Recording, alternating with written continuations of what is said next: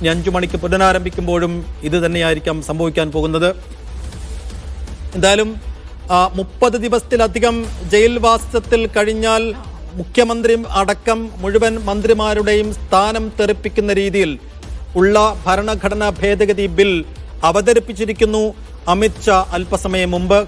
ഇനി അതിനകത്തുള്ള ചർച്ചകൾ നടക്കണം. എന്തായാലും JPCക്ക് വിടാൻ ഒരുങ്ങുന്നു ബിൽ എന്നാണ് മനസ്സിലാക്കുന്നത്. ഇപ്പോഴത്തെ കക്ഷിനിലനുസരിച്ച് അംഗബലം അനുസരിച്ച് ഈ ബിൽ പാസ്സാക്കിയെടുക്കാൻ ഒരു പക്ഷേ കേന്ദ്ര സർക്കാരിന് കഴിഞ്ഞേക്കില്ല. എങ്കിൽ കൂടിയും ഒരു ചർച്ച തുടങ്ങി വെക്കുന്നു. ഒരു നാടകീയമായ ഏറ്റുമുട്ടലിന് അത് വേദിയാകുന്നു. അപ്പം JPCക്ക് വിടുമ്പോഴും അതൊരു വലിയ ചർച്ചയിലേക്ക് പോകുന്നു. സ്വാഭാവികമായും വോട്ട് ചോരി അടക്കമുള്ള ആരോപണങ്ങൾ മറയ്ക്കാനാണ് ഇപ്പോഴത്തെ ഈ നീക്കം. ഒരു മുന്നറിയിപ്പുമില്ലാതൊരു ബിൽ കൊണ്ടുവന്നത് എന്ന ആരോപണമാണ് പ്രതിപക്ഷം ഉയർത്തുന്നത്. ധൻസുമോദുണ്ട്. ധൻസുമോദ 3 മണിക്ക് പുനരാരംഭിച്ചപ്പോഴും വിഭിന്നമായൊരു ദൃശ്യമല്ല നമ്മൾ കണ്ടത്. അതങ്ങനെ പ്രതീക്ഷിച്ചതുമാണ്. നടുത്തളത്തിൽ നിന്ന് മാറാൻ കൂട്ടാക്കാതെ പ്രതിപക്ഷം ഒറ്റക്കെട്ടായി പ്രതിഷേധിക്കുന്നു. 5 മണിക്കും അത് തുടരാൻ തന്നെ സാധ്യത. എന്തായിരിക്കും ഇനി നടക്കാൻ പോകുന്നത് ഈ ബില്ലിന്മേൽ?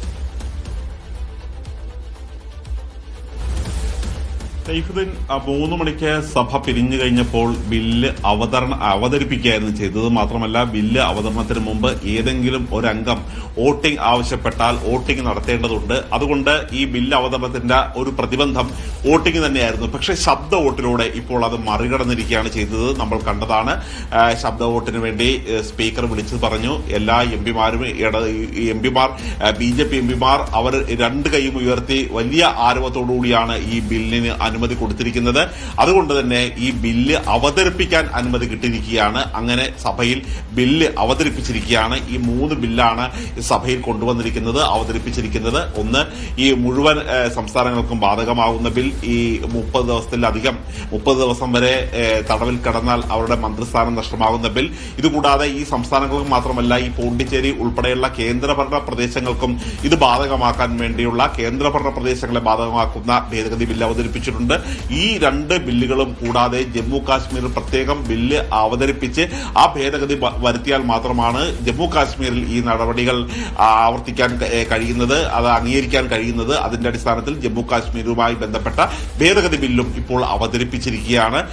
ഭരണപക്ഷം ഈ 3 മണിക്ക് തുടങ്ങിയപ്പോഴും വലിയ തരത്തിലുള്ള ഒരു പ്രതിഷേധം തന്നെയായിരുന്നു ഉണ്ടായിരുന്നത്.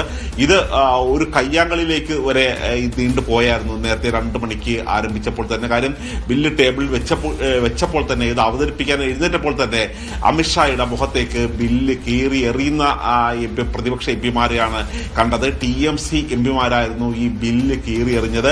KC വേണുഗോപാൽ ഉൾപ്പെടെയുള്ളവരും അവരുടെ സ്ഥാനത്ത് ഇരുന്നുകൊണ്ട് തന്നെ ഈ ബില്ല് കീറി എറിയുകയായിരുന്നു ചെയ്തത്. ഈ പ്രതിഷേധ ശക്തമാക്കിയതിനെ തുടർന്ന് പാർലമെന്ററി കാര്യമന്ത്രി കിരൺ റിജിജു അടക്കമുള്ളവർ ഈ പ്രതിപക്ഷത്തെ ശാന്തരാക്കാനും അവരെ പിടിച്ചു മാറ്റാനും വണ്ടി എഴുന്നേറ്റത്. ഇത് അടുത്ത ഒരു കയ്യാങ്കളിലേക്ക് കാര്യങ്ങൾ കൈവിട്ടു പോവുകയായിരുന്നു. ഇതേ തുടർന്നാണ് സഭ പിരിഞ്ഞത്. സഭ പിരിഞ്ഞെങ്കിൽ പോലും സാധാരണ സഭ പിരിയുമ്പോൾ സഭയിൽ നിന്ന് അംഗങ്ങൾ പുറത്തിറങ്ങി പോകുന്നതാണ്. പക്ഷേ സഭ പിരിഞ്ഞിട്ട് പോലും സഭയ്ക്കുള്ളിൽ നിന്ന് മുദ്രാവാക്യം വിളിക്കുന്ന അംഗങ്ങളെയാണ് പാർലമെന്റിൽ ലോക്സഭയിൽ കാണാൻ കഴിഞ്ഞത്. അതിനുശേഷമാണ് ഈ 3 മണിക്ക് ചേർന്നപ്പോഴാണ് ബില്ല് അവതരിപ്പിച്ചത്. സഭയുടെ അവതരണത്തിനുള്ള അനുമതി കിട്ടി, അവതരിപ്പിച്ചു. അതിനുശേഷം ബഹളം വീണ്ടും വർദ്ധിച്ചതിനെ തുടർന്നാണ് സഭ ഇപ്പോൾ 5 മണിവരെ പിരിഞ്ഞിരിക്കുന്നത്. ഈ ബഹളം 5 മണിക്കും തുടരാൻ തന്നെയാണ് സാധ്യത.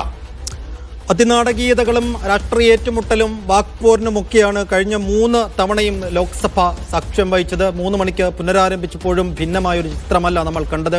ഇനി 5 മണിക്ക് പുനരാരംഭിക്കുമ്പോൾ എന്താകും എന്നാണ് കാത്തിരുന്ന് കാണേണ്ടത്. ഇപ്പോൾ ബിൽ ശബ്ദ വോട്ടോടുകൂടി ബിൽ അവതരിപ്പിക്കാനുള്ള ഒരു സമ്മതം നേടിയിരിക്കുന്നു കേന്ദ്രം. ഇനിയിപ്പോൾ ഈ ബില്ലിന്റെ ഭാവിയെക്കുറിച്ച് എന്താണ് മനസ്സിലാക്കാൻ കഴിയുന്നത് ധൻസുമോദ്?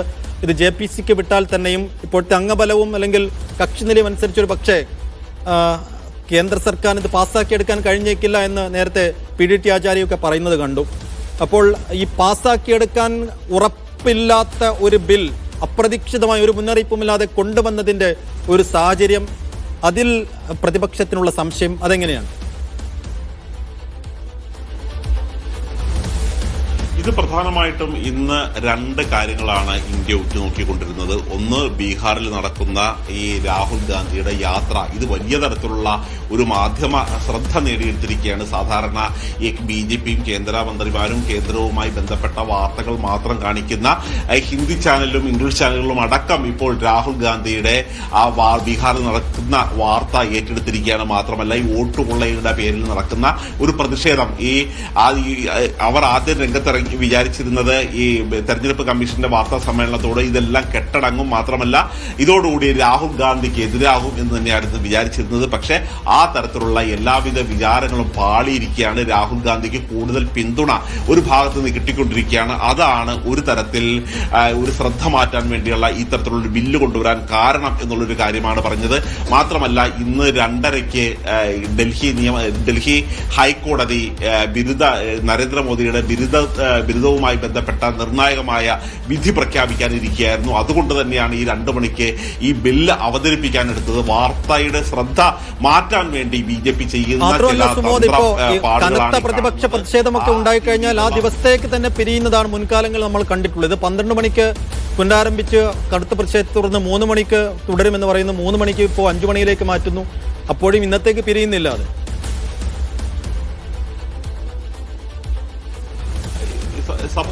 സഭ നാളെ പിരിയാനിരിക്കുകയാണ്. ഈ 21-ാം തീയതി വരെയാണ് മഴക്കാല സമ്മേളനം നടത്തുന്നത്. പ്രധാനപ്പെട്ട ഇത്തരം ബില്ലുകൾ അവതരിപ്പിക്കുമ്പോൾ അത് ഒരാഴ്ച മുമ്പെങ്കിലും MP-മാർക്ക് പഠിക്കാനും അവർക്ക് നോട്ട് തയ്യാറാക്കാനും അതിൽ വിയോജിപ്പുകൾ എന്തെങ്കിലും ഉണ്ടെങ്കിൽ അത് രേഖപ്പെടുത്താനുമുള്ള ഒരു സമയം കൊടുക്കണം. NK പ്രേമേന്ദ്രൻ ഇന്ന് ആ വിഷയം തന്നെയാണ് ഉന്നയിച്ചത്. കാര്യം, ഈ നരേന്ദ്രമോദി സർക്കാർ അധികാരത്തിൽ വന്നതിന് ശേഷമാണ് സുപ്രധാനപ്പെട്ട ബില്ലുകൾ ഒന്നുകിൽ രാവിലെ അല്ലെങ്കിൽ പാതിരാത്രി കഴിയുമ്പോൾ മാത്രം ലിസ്റ്റ് ചെയ്യുകയും MP-മാർക്ക് അതിന്റെ പകർപ്പ് കൊടുക്കാതെ തന്നെ നേരിട്ട് സഭയിൽ കൊണ്ടുവന്ന് അവതരിപ്പിക്കുകയും ചെയ്യുന്നു. അതുകൊണ്ട് തന്നെ ഇത് തെറ്റാണ് എന്നുള്ളൊരു കാര്യം പറഞ്ഞപ്പോഴാണ് അമിത്ഷാ പറഞ്ഞത് ഇത് JPCക്ക് വിടാൻ തയ്യാറാണ്, അങ്ങനെയാണെങ്കിൽ വിശദമായ ചർച്ച അവിടെ നടക്കട്ടെ എന്നുള്ളൊരു കാര്യമാണ് അമിത്ഷാ പറഞ്ഞത്. പക്ഷേ ആ തരത്തിലുള്ള ഒരു ചർച്ചകൾക്കോ ഈ തരത്തിലുള്ള ബില്ലിന്മേലുള്ള ഒരു ചർച്ചകൾക്ക് ഇന്ന് തയ്യാറായിരുന്നില്ല പ്രതിപക്ഷം. മാത്രമല്ല, ഈ സഭയിൽ ഒരു കാരണവശാലും ബില്ല് അവതരണം അല്ലെങ്കിൽ ബില്ലുമായി ബന്ധപ്പെട്ട ഒരു ചർച്ചയും നടത്തേണ്ട എന്നുള്ളൊരു കാര്യം തന്നെയായിരുന്നു പ്രതിപക്ഷം തീരുമാനിച്ചിരുന്നത്. മാത്രമല്ല, 3/2 ഭൂരിപക്ഷത്തോടെയാണ് ഈ ഭരണഘടനാ ഭേദഗതി ബില്ല് പാസാക്കി എടുക്കേണ്ടത്. അതിനുള്ള ഒരു ഭൂരിപക്ഷം ഈ സഭയിലില്ല. അതുകൊണ്ട് തന്നെ സ്വാഭാവികമായും പലപ്പോഴും ഇന്ത്യ മുന്നണിയിലെ ചില പാർട്ടികളുടെ അവരിറങ്ങിപ്പോകുന്നത് കൊണ്ടുണ്ടാകുന്ന ആ അഭാവത്തിൽ നടത്തുന്ന വോട്ടിലായിരിക്കും പലപ്പോഴും കടന്നുകൂടുക. അല്ലെങ്കിൽ ഈ YSRCP, BJD തുടങ്ങിയ പാർട്ടികളുണ്ട്. ഈ 2 പാർട്ടികളുമായി ചേർന്ന് നിൽക്കാത്ത, 2 മുന്നണികളുമായി ചേർത്ത് നിൽക്കാത്ത ചില പാർട്ടി MP-മാരുണ്ട്. അവരുടെ കൂടി പിന്തുണയോടുകൂടിയാണ് പല ബില്ലുകളും കടന്നുകൂടി പോകുന്നത്. നേരത്തെ ഉണ്ടായിരുന്ന പല ഭരണഘടനാ ഭേദഗതി ബില്ലും ആ തരത്തിലായിരുന്നു കടത്തിവിട്ടിരുന്നത്.